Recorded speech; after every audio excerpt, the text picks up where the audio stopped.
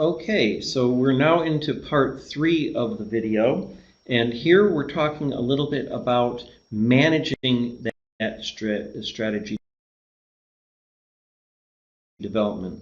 So one term that's sometimes used is called an AM, and this means that a person can write with their left hand or their right hand. Here the company is going to have a number of different capabilities. They have employees that have different skills and knowledge, and we're trying to see if that company is going to be able to manage their strategic development.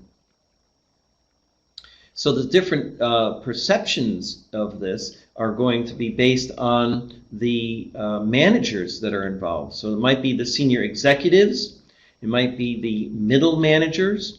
Sometimes you have managers that are in the public sector. So they're going to be involved with government bodies. Or it can be just the SMEs, the small, medium-sized enterprises, like a family business, a corner shop. So if we're talking about the strategic development from the organizational context, we want to be aware that there are different characteristics, okay? So it can be the size of the company, the technology that they're using. It can be the nature of the environment, okay? Are things stable? Are we in a financial recession?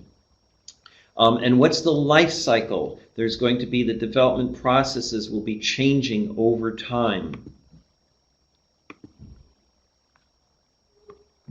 So one of the things that we want to be aware of is the strategy going to be intended? Is it planned, or is it emergent? Is it something that's going to kind of come and evolve, become organic? You want to be involved with the awareness of it, okay? Is this strategy actually being realized? Is it actually happening? What's the role? Okay, how are you coordinating these different emergent strategies? And when are they going to be managed? Okay, which people are going to be involved with it? And this can also involve the culture of the company. And of course, if there's something called the strategic drift, okay, this is where the company is making the required changes, but it's also in the culture of the company that's changing. You may sometimes hear the term paradigm. That means the way the company meets its goal. So finishing off then for the last part of our video, you can see here we are showing you a nice summary slide. This is something that you may want to include in when you're putting your arguments together, your conclusions for your assignment or for your exam. And you can see we start off with an intended, a planned strategy. But as that is evolving, emergent strategy comes, things that are not prior plans, new elements come into it.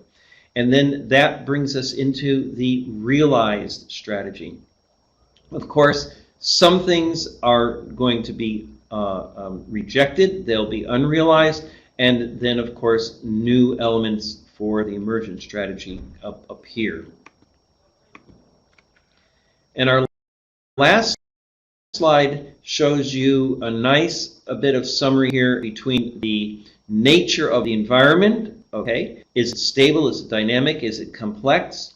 It could be financial issues with the economy, or nature of the organization within the company itself. Is it small? Is it large? Is it a complex company? Maybe it's international. And then you're looking at the various elements of the strategy, okay? Is it going to be a command given by the executives? Is it going to be a planning directive? How are these going to be coordinated? If there's an emergent strategy. This is the role of the leadership and the training that's going to be involved. And then of course, that's going to be devolved as it emerges over time. All right, we hope that this has been helpful to you, and do feel free to ask any questions in class. Thanks very much.